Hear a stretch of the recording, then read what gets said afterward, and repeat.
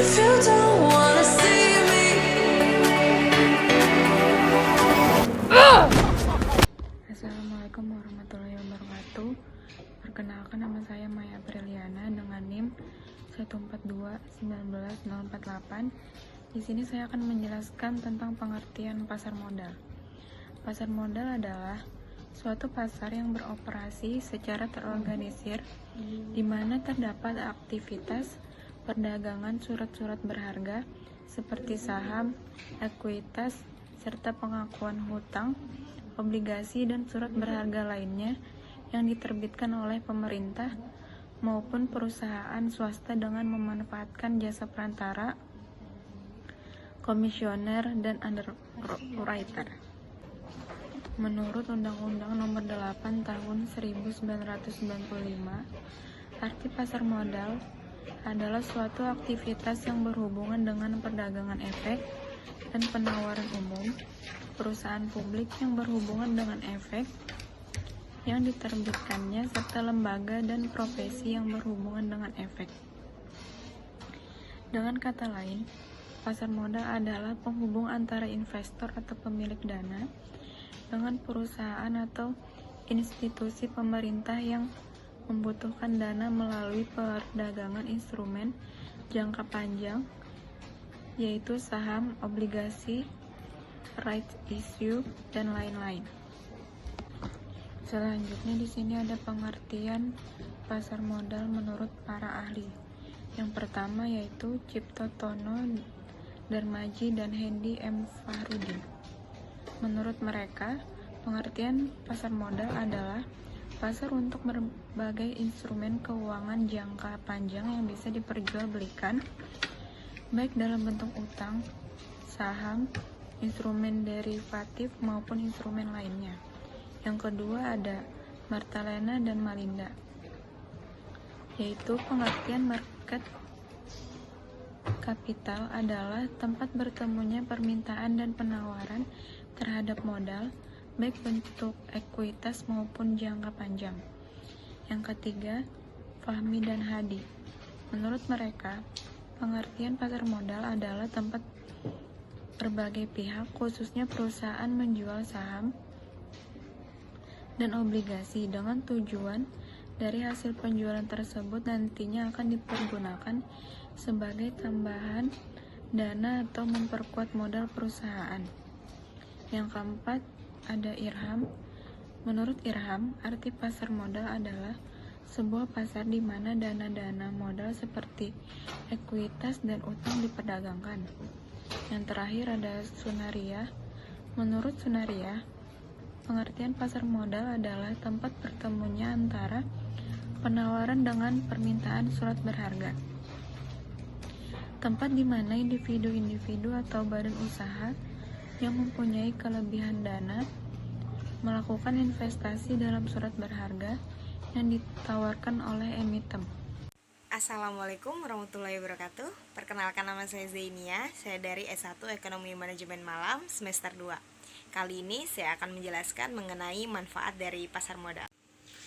Seperti yang telah dijelaskan oleh teman saya tadi, jadi jenis pasar ini sangat bermanfaat bagi perusahaan dan instruksi untuk mendapatkan modal jangka panjang. Menurut Ciptono, beberapa manfaat pasar modal yaitu: yang pertama, menciptakan wahana investasi kepada investor dan memungkinkan adanya diversifikasi. Yang kedua, dapat menjadi indikator utama bagi tren ekonomi suatu negara. Yang ketiga, memiliki peran sebagai alokasi sumber dana secara optimal. Dan yang keempat, pasar modal juga dapat dijadikan alternatif investasi dengan potensi keuangan dan risiko yang dapat diperhitungkan melalui keterbukaan, likuiditas, dan diversifikasi investasi. Sekian beberapa manfaat pasar modal menurut kelompok kami. Selanjutnya akan dijelaskan oleh teman saya. Terima kasih. Assalamualaikum warahmatullahi wabarakatuh. Perkenalkan, nama saya Nadia Kusuma Wardani. Di sini saya akan menjelaskan tentang jenis-jenis pasar modal. Menurut Sunaria, jenis-jenis pasar modal diantaranya ada 4. Yang pertama adalah primary market, yaitu tempat dibukanya penawaran saham oleh emiten pertama kali sebelum diperdagangkan di pasar sekunder. Yang kedua, ada secondary market, yaitu tempat perdagangan saham yang telah melewati masa penawaran pada pasar perdana. Yang ketiga, ada third market, yaitu tempat perdagangan saham di luar bursa. Yang keempat, ada fourth market, yaitu bentuk perdagangan efek antar pemegang saham atau proses pemindahan saham antar pemegang saham dengan nominal yang besar. Sekian, selanjutnya akan dijelaskan oleh teman saya. Terima kasih.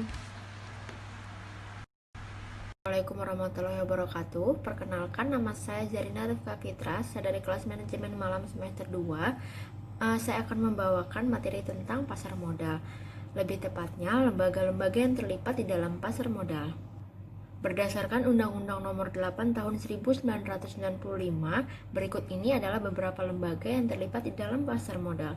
Yang pertama, anggota Bursa Efek, yaitu perantara perdagangan efek yang memiliki izin usaha dari Bapepam serta memiliki hak untuk menggunakan sistem atau sarana bursa efek sesuai aturan.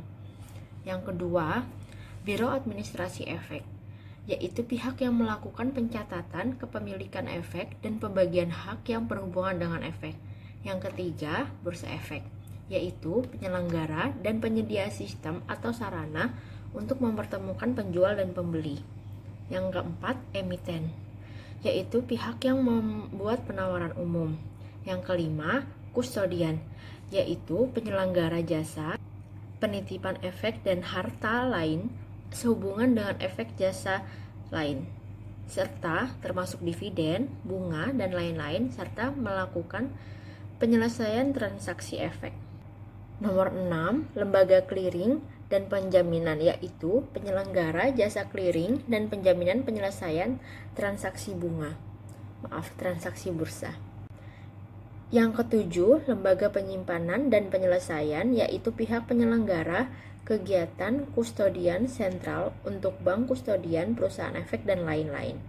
Yang kedelapan, manajer investasi, yaitu pengelola portofolio efek bagi para nasabah. Yang kesembilan, Menteri Keuangan Republik Indonesia. Yang ke-10, penasehat investasi, yaitu pihak yang mendapatkan imbalan jasa sebagai penasehat terkait transaksi jual beli efek. Yang ke-11, penjamin emisi efek, yaitu pembuat kontrak dengan emiten untuk melakukan penawaran umum bagi kepentingan. Yang ke-11, penjamin emisi efek, yaitu pembuat kontrak dengan emiten untuk melakukan penawaran umum bagi kepentingan emiten. 12, perantara perdagangan efek, yaitu pelaku usaha jual beli efek untuk kepentingan sendiri atau pihak lain. 13, perseroan, yaitu PT, sesuai dengan Undang-Undang Nomor 1 Tahun 1995 mengenai perseroan terbatas.